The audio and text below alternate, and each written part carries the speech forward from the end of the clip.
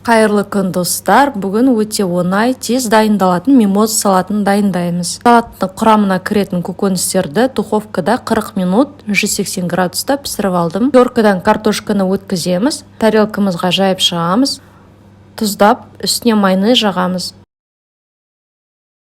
Сайры консервасын вилкамен езіп, картоптың үстіне саламыз.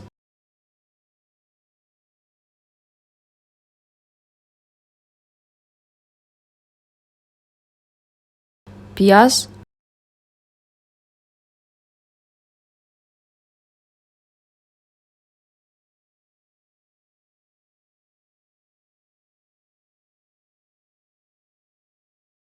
сәбіз саламыз, әр қабатты майонезбен жағамыз.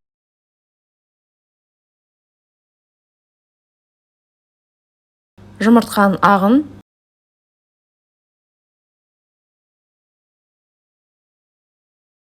үстіне сарысын ұсақ теркадан өткіземіз.